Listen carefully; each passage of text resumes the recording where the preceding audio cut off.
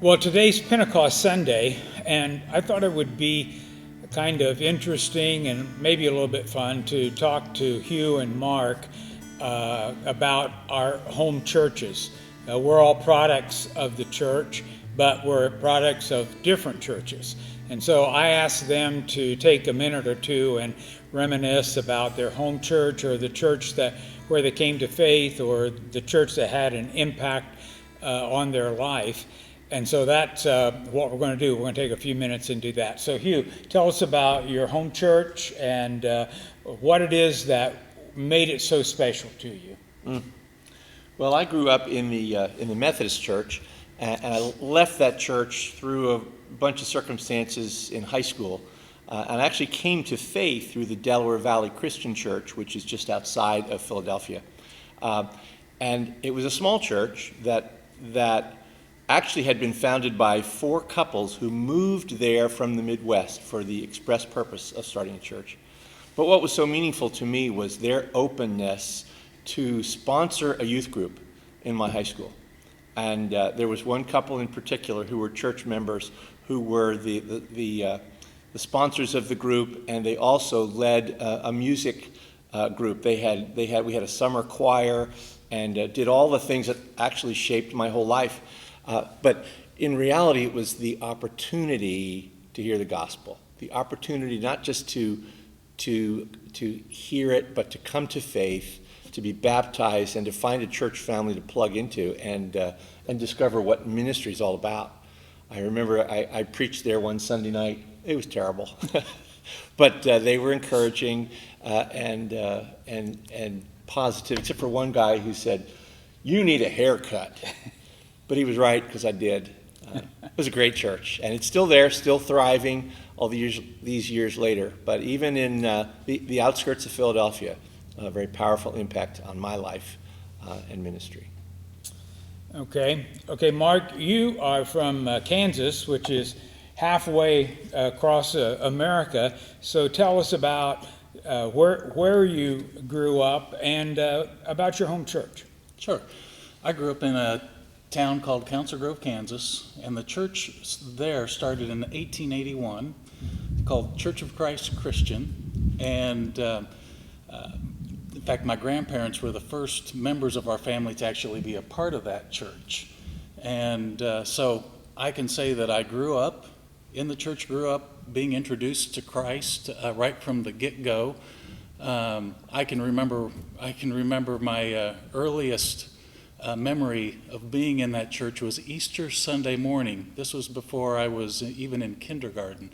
I was sassing back to my parents, and my parents said, "You're going to go to church with us, and you're going to have to talk to Jesus about it."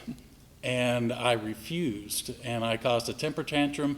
They threw me in the car. We went to church, and lo and behold, who was outside at the front door greeting people? Jesus, dressed in a white robe. I was petrified. And before the car stopped, I opened the car door and ran and found a closet inside the church and hid. I can say that's actually a fond memory now. But you were about 18 when that happened? About 18, yeah. Preschool, that was the best 10 years of my life. But yes, it was that was one of my early experiences. But it was my parents, my grandparents that both really fed into my life. And I really have them to thank for being a part of that congregation. So many people were involved in my coming to faith. Well, I grew up in Midwest Indiana, and I went to a little church out in the country called Jerome Christian Church. Jerome was a kind of like a 7-Eleven and a few houses, and that was the community, and our church building was located there. And it's a typical old church building, and it had a basement which was damp and musty, and that's where you had Bible school. We didn't have air conditioning, obviously, but in the summer we had the funeral home fans. You remember those that were in the seats there, and that was our air conditioning system. And I don't remember not going there. My mom and dad always saw that we went to church together, and so the memories I have of growing up in a church is at Jerome. And every once in a while, we'll come across a picture of the people, and it's always interesting to see people that you remember, maybe someone that was your Sunday school teacher, or someone who else was always involved in the church. I think the thing that is special to me is that while we learned a lot about the Lord at home, but the church Jerome is where I learned a lot of the stuff that I know today.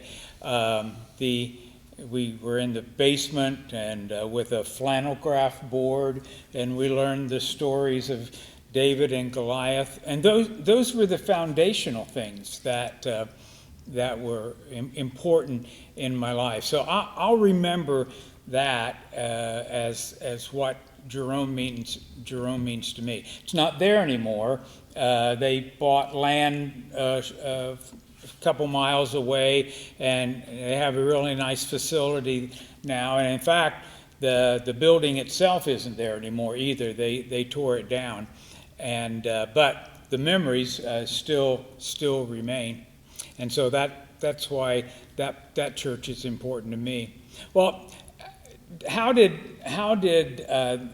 the church you were at get you, or it was involved in you going into ministry? Well, very much. Well, as I mentioned, there was a music program that we participated in high school, and I actually led it for a couple years while I was still at home from college in the summers. And we had a choir and instruments. We went to nursing homes and sang, did a performance at 7 or 8 different places. So a lot of the things that I wound up doing in my ministry started there. But in addition, the senior minister there was a very close friend of another guy who wound up being my mentor in ministry, for whom I worked for 32 years before I moved to Florida. And so there were personal relationships that really guided, it led me to Cincinnati Bible College back then, and to Lakeside Christian Church, where I spent all of my adult ministry until I came to New Life. What about you, Mark? How did your home church play into you going into ministry? Well, it really started probably, again, with my grandparents, Rudy and Treva. In fact, I found a picture of Rudy in one of our all-church photos. But they taught an elementary-age Sunday school class. And in that class, not only did we do Bible quizzes every week, but they made sure we could say all the books of the Bible from beginning to end. So we had to memorize those. And for the first 6 months of the year, we memorized the 23rd Psalm. The second 6 months, we memorized the Lord's Prayer. And so to this day, it's because of them that I had that foundation. And the other reason why then going into ministry is I know my mom in particular, along with I'm sure others, unbeknownst to my dad, who wanted me to go into business with him, my mom was praying that her sons would go into full-time ministry. So you tell me the prayer doesn't work. That happened because your family is in ministry, right? Yes. Yeah, my oldest brother, my middle brother, and then me, the good-looking brother. Did not get any. They're roaring at home. They're roaring. Yeah. But it really is because of them, that of what they fed into my life, and just what they modeled was so critical in my development, my formation. If I weren't a part of the church, I don't know what I would be doing. But because I was so involved in the relationships of the church, that really helped me take those steps. I don't know that it was the church itself that was that instrumental in me going to Bible college, but one of the ministers in particular. He was right out of the seminary and came and was there about 3 years, but he came at just the right time for me. And he kind of became a mentor. And it was just a natural thing for him to be an encourager to follow that path. And so I'll always remember him with fondness, because I feel like it was his influence that not pushed me, but showed me what being in ministry might be.